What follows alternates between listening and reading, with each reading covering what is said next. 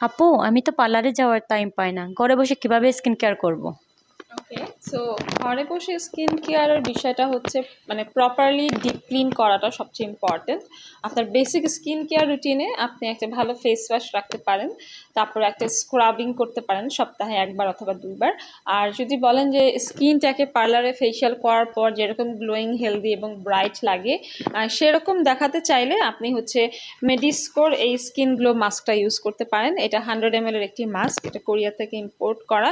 এই মাস্কটা আপনার স্কিনকে গ্লোয়িং করবে, হেলদি করবে, প্লাস হচ্ছে ব্রাইটেনিং করবে, ইভেন হচ্ছে আপনার স্কিনে যদি ব্ল্যাক হেডস, হোয়াইট হেডস থাকে সেগুলো রিডিউস করবে। অ্যান্ড এটা কিন্তু মেল ফিমেল সবাই ইউজ করতে পারবে।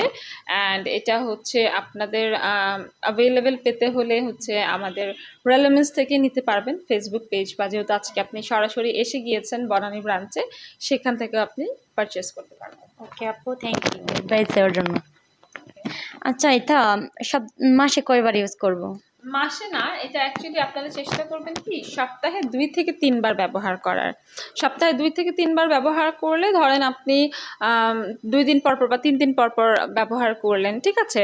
এবং এটা কিন্তু একদম ইজি নিয়মটা। আপনি ফেসটাকে ভালোভাবে ক্লিন করবেন, তারপর ড্রাই করবেন, অ্যান্ড দেন হচ্ছে মাস্কটা অ্যাপ্লাই করবেন 15-20 মিনিট হলে পরে, বা 20-25 মিনিট পরে, বা 30 মিনিট পরে যখন মাস্কটা ড্রাই হয়ে যাবে, দেন নিচে থেকে হালকা করে পিল করে ফেলবেন, মাছটা একদম উঠে যাবে। এবং তারপর আপনার আর ফেস ওয়াশ করার দরকার নেই, জাস্ট নর্মাল পানি দিয়ে ক্লিন করে আপনি আপনার সিরাম বা ক্রিমটা ব্যবহার করতে পারেন।